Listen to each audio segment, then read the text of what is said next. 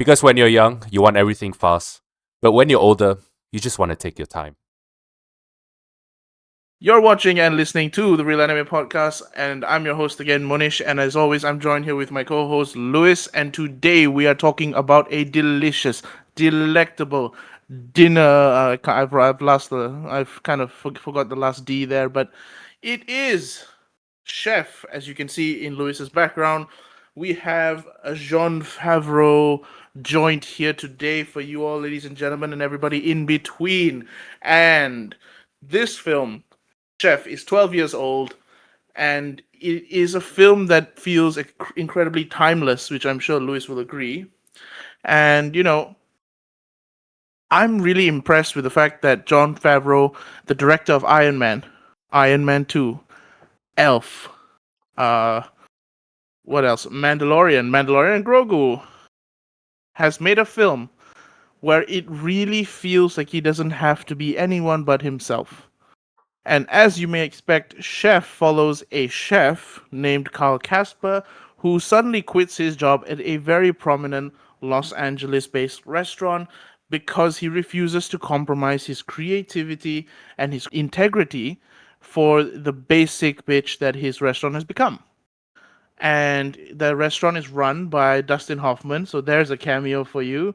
And you've got his girlfriend, which is Scarlett Johansson, and his ex-wife, which is Sofia Vergara, who he has a kid with. And I just looked at this movie and I go, yeah, Jon Favreau did write and direct this. I mean, the guy cast absolute bombshells, beautiful woman, as his ex and his current girlfriend. It shows exactly how amazing a cook and a chef he really is.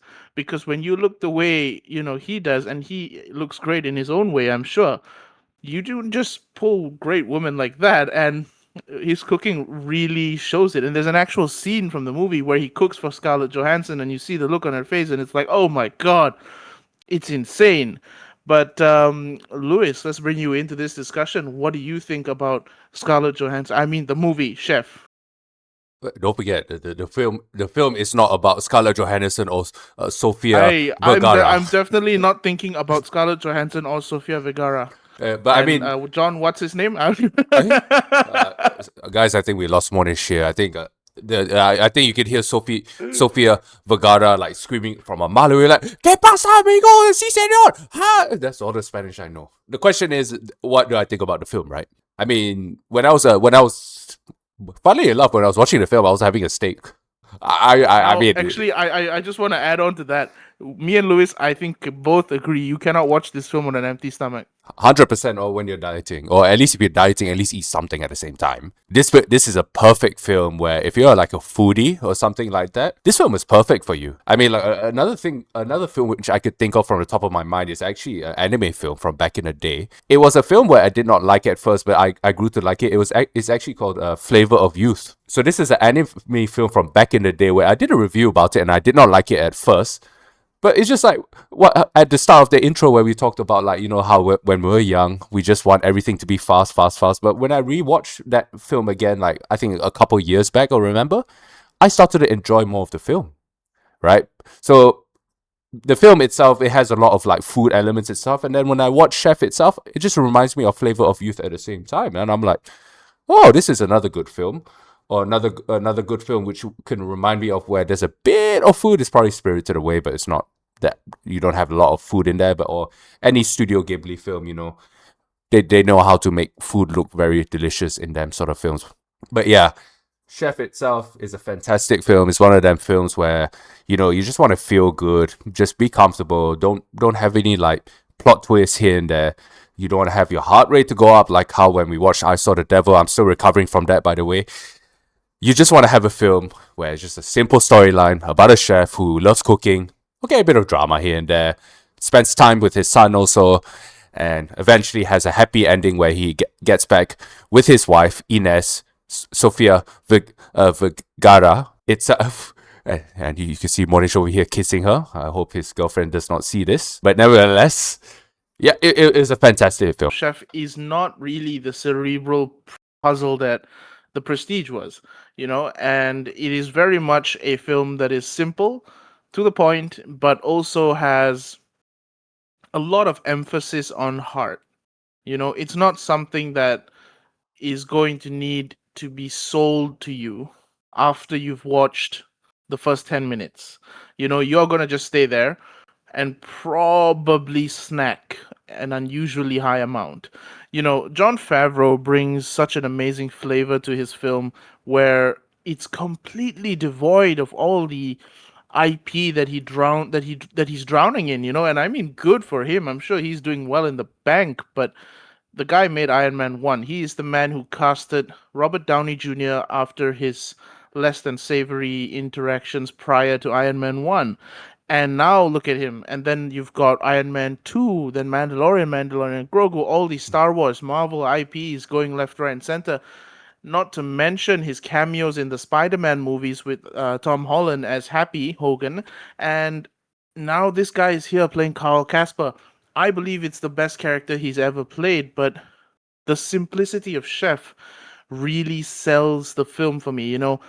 Like Lewis mentioned, you can sit back, you can enjoy this movie, but you can also feel Carl Casper's needs and his wants and his joy, his pain, and he's also very much comparable to me and Lewis. As independent filmmakers, we're very much chasing the ability to express our creativity independently and to express our stories the way we want to do it and not be burdened by time limits, themes, and all these lovely other things.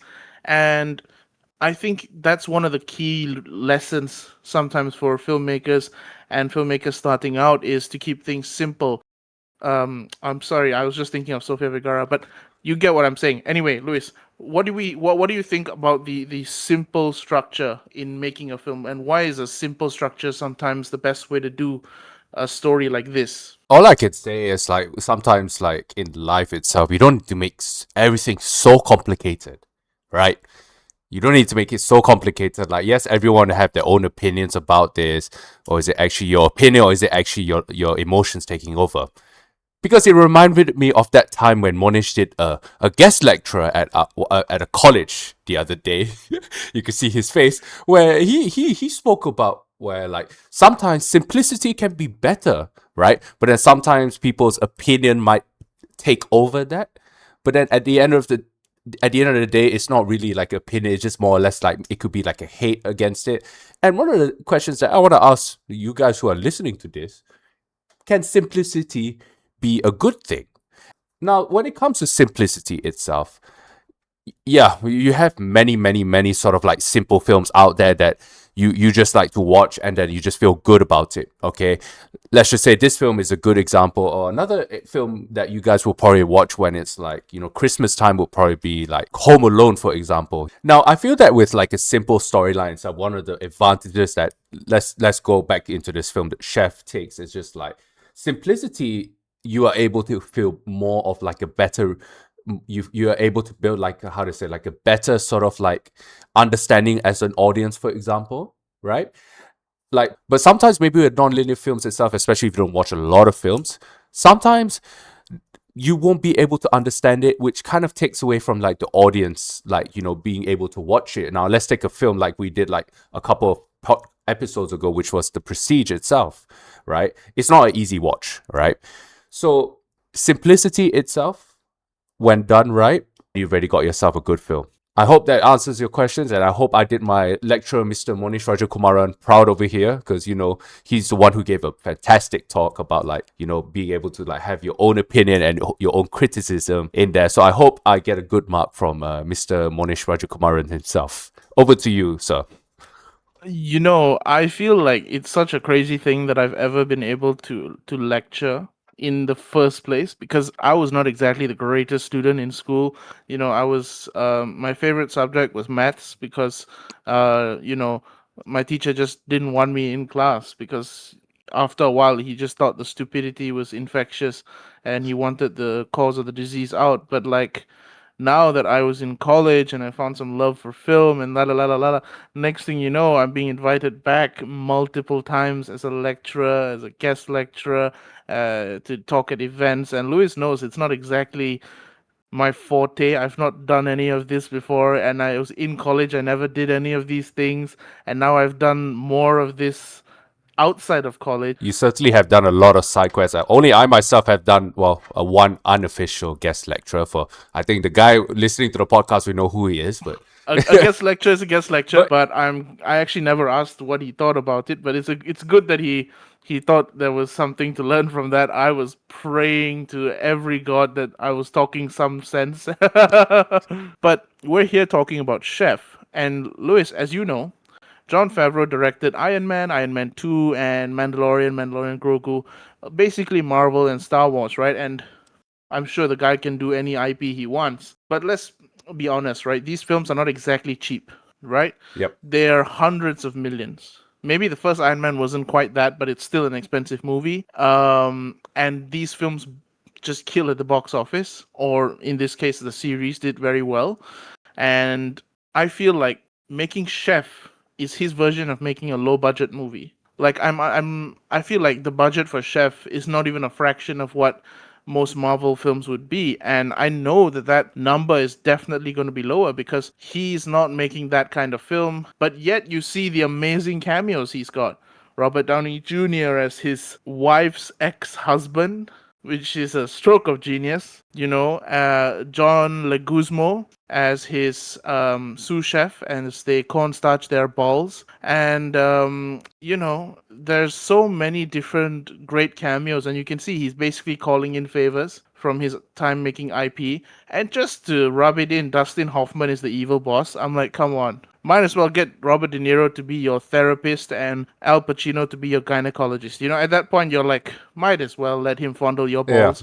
There's nothing at this point that Jon Favreau can't do. But Lewis, the question in my mind is, do filmmakers make different kinds of movies when they're given smaller budget? Yeah, okay. I'll give you guys a fact actually. So, did you know that for the budget of the film Chef, Mohnish, I'll ask you the question: how much do you think the budget was? Plot twist. 500 million. If you're saying rupiah, then maybe I'll say acceptable, but never mind. Oh no, I'm gonna say 5 to 10 million. Your 10 million was actually close. It's actually 11. Okay. So 11 mil, and it managed to garner almost 50 million worldwide in box office itself. Now this is back in 2014 when the film came out, right? Yeah, that's good. But if you're talking about today's prices, maybe 50 mil could be maybe 200 mil. I do, but it could be higher. To be fair, Chef is not exactly the greatest box office draw. You know what I mean? Like, the main character is Jon Favreau. All due respect to Jon Favreau, he's not Robert Downey Jr. If you put Robert Downey Jr. on the poster with Dustin Hoffman and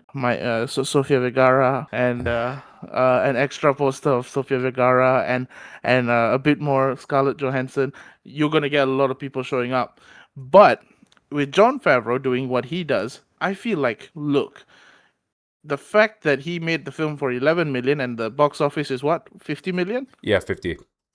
Yeah, even if your marketing budget is 10 million, that's a total of 21 million, and you still double it. I think, job well done. And a passion project, which I guarantee you, Chef is a passion project, is definitely the way to go. Like, looking at today's industry as well and today's phenomenons, do you know, ironically, Jon Favreau is on the other end of the stick this time. Wow, okay. His film, Mandalorian and Grogu, is in cinemas now, as we speak. It is a Star Wars film. It has a successful series run going behind it. It's got a built-in fan base. It should be, by all accounts, a box office hit. But it is not. It's number 3 in the box office as of my current accounting, but it is slowly and surely slipping down. And I'll tell you why it's going to slip down even more, because Steven Spielberg's film Disclosure Day opens in Malaysia June 10th, and that's next week, to the day. So yeah, his film is going down even further. And don't even get me started on the fact that Christopher Nolan's The Odyssey is just a few weeks away. And what is pushing it down right now are two low budget movies. Number one is Backrooms by Kane Parsons, 20-year-old director, A24, horror psychological thriller film. And number two, and I'm sure not for long, pushing for number one, is Obsession, Kari Barker, 26-year-old, also doing another horror film. Both of them are YouTubers. So we were talking about Iron Lung not too long ago and how this phenomenon might happen, and all of a sudden the phenomenon is here in the same year. And I think Lewis and I can take a lot of inspiration from this and a lot of encouragement that what we're doing on YouTube actually matters and can work in our favor, because now YouTubers our age are getting distribution worldwide.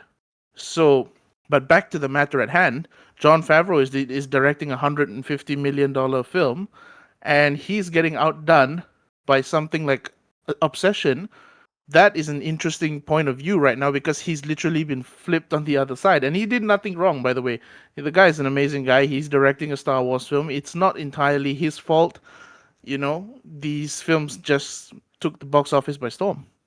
Yeah, I mean, But yeah, but Lewis, back to Chef. Why do you think it feels so authentic? well, I mean, I've watched a lot of, let's just say, a decent amount of comedy films. You have a lot of good comedies like Rush Hour 1, 2, and 3, of course. In my heart, they're like my all-time favorites. But no Sofia Vergara there. I don't know. Yeah, I think you better go to wherever she stays in somewhere in US and just be like, Senorita. I know you can speak a bit of Portuguese, so there you go, lah. So you can find a way, right? But nevertheless, this film itself feels not so Hollywood-ish. Okay, now let me explain. Sometimes like all these like comedy films, like these Hollywood comedy films itself, sometimes when you want to do comedy is a tough genre to tackle, in my opinion. Because why? You are banking on the people to actually laugh at like the comedic elements in the film itself.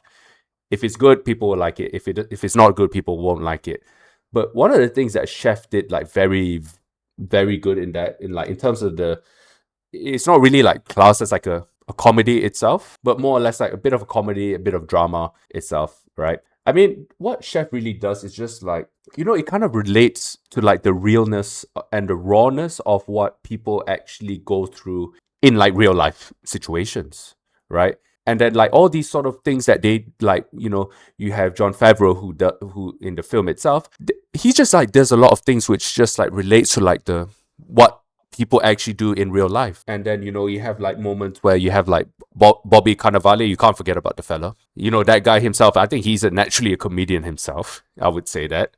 He's actually got some moments where he's actually quite comedic himself. I mean he's from correct me if I'm wrong, New York itself, right? So I think so, around that eastern part of US itself. So it's kind of natural to him to like say a joke or two.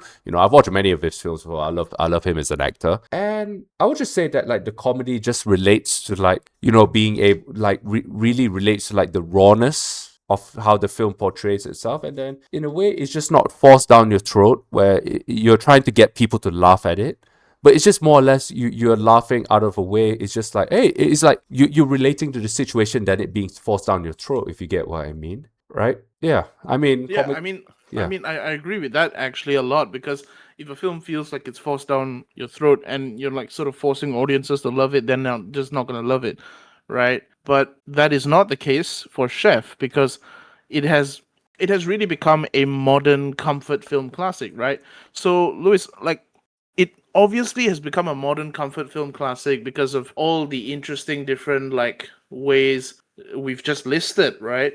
But I think, what do you think for me? Well, sorry, what do you think for the movie is like the most enjoyable thing? Like for me personally, like the film obviously has amazing cinematography. It has beautiful music. You got Gary Clark Jr. playing on the guitar. That is the man that does some amazing guitar work, and I believe it was at a Texas festival or something like that he was playing at.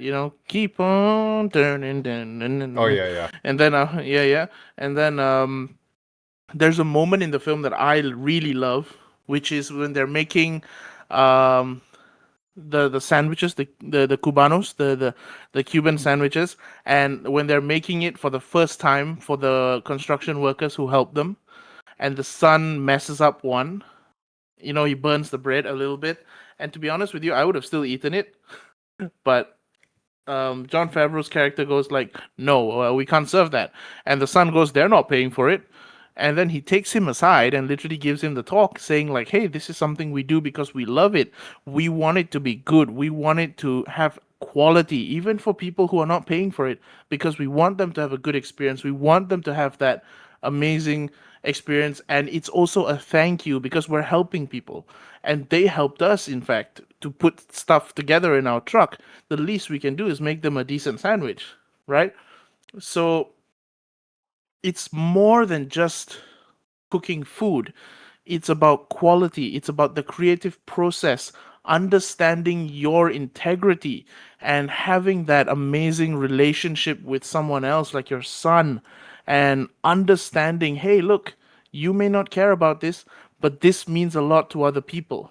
And as crazy as it may seem, Carl Casper needed to learn that lesson because he did not think his food mattered to anybody after the experiences he has in the film. And next thing you know, spoiler alert, but to be fair, this has been like 12 years, so you all better just deal with this. But spoiler alert, he gets funded for at the end by the same critic who destroyed him in the beginning. And turns out this whole time it was a miscommunication, and they just tweeted each other a bit too much and got into a Twitter war. And to be honest, without the Twitter war, they would have all just sort of never happened. And ironically, Twitter probably should sponsor them a little bit more because it really shows Twitter in such an interesting light. Like the marketing for the food truck, Twitter, the all of that interesting stuff, Twitter. You don't see Instagram even once, right? And all the social media posts popping up above the head, it's all Twitter. But anyway, all these amazing aspects make Chef extremely enjoyable to me. But Lewis, what makes the movie Chef enjoyable to you aside from the food porn and Sofia Vergara? I mean, and Jon Favreau's performance. I mean, before I answer that question, I made a mistake with Sofia Vergara herself. I accidentally said that she acted in Grown Ups, but I got mixed up for the other actor, Salma Hayek.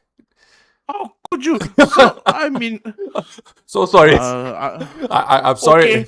I mean, I'm sure Sofia Vergara will forgive you, but I don't think Salma Hayek's gonna be very happy. I got so confused. I got so confused with the Latino person. I'm like, ayo, wrong Latino person. So that's my mistake, but nevertheless, at least I'll own up to my mistake lah. Okay. Oh, I mean, for Mohnish himself, he loves Sofia Vergara. She made me go look. Cinematography and everything, but yes. Guys, if you listening or watching this, please post clips of Mohnish talking about Sofia Vergara herself, and then I can make a compilation for you guys. But nevertheless, I'll send it to his girlfriend personally. But I'm kidding. I'm a good friend. I will never ever do that. All right. But like, what do I think of the film itself? It was just a perfect film. It's like a less is more sort of film. Nothing like The Prestige itself. It's just a perfect film. You sit down, you watch, and enjoy. Jon Favreau's performance as a dad himself is like very relatable. Like especially what the moment that Mohnish was talking about, where he was giving a talk to his son about like the burnt sandwich itself. And then also, that he's a very hardworking guy. That's one of the things that, like, yes, sometimes like we don't spend a lot of time with like our loved ones because maybe, like, for example, like maybe if you have like a dad last time who used to work a lot, but you already know that like he's working for like to like provide food on your table and give you guys like the life maybe he could not have also. So that's like one of the things that like you can see like the passion in his eyes, the passion that he has with cooking, and it makes you go hungry and then you want to order a sandwich after that. But like, it's just like one of those films where like you just watch it and then you just relate to it and then you don't really need a pen and paper to understand about the story. That's it. I mean, I agree completely. And now for our final segment, which we've been making a lovely little tradition on this podcast, is to visit some Letterboxd reviews. So, Lewis, I will be reading the first Letterboxd review. The third Letterboxd review that I sent to you, and you can read the first two, yeah? Okay. I'll pop this review up on screen. Is actually by our friend Suen, and hello Suen, Hi, if you're Suran. watching, where she also gave it a 4-star, just like me and Lewis, and she said something that's incredibly relatable: making cup noodles after this, which is literally the way you should react when you watch Chef. But now, Lewis, the first 2 reviews are all yours. So we have this fella named Dirk on the 12th of November 2014. He wrote this and he gave it 4 stars, by the way. Feel good food porn. I feel good. I am hungry as hell and am a little bit horny. I feel tickled in all the right places. I'm not going to comment on that, but everyone has the. I mean, if he was talking about Sofia Vergara, I understand. No, I'm kidding. Here we go again. But Louis, look at the second review. What do you think? So we got the second one from Jimmy. Sorry, not Jimmy. Sorry, James Shafrilas. Shafrilas. I think that sounds Greek. I think that name. Nice name, by the way, James. If you're watching this, but I don't think you even heard of us at all. But nevertheless, he gave it 4.5 stars. Now he reviewed this back almost in 5. Almost 5, I guess. He reviewed this back in actually 30th of August, a day before Merdeka, 2020. This was actually during the peak of COVID. I remember can you believe that was almost 6 years ago? Guys, we're getting older by the day. Now he wrote this.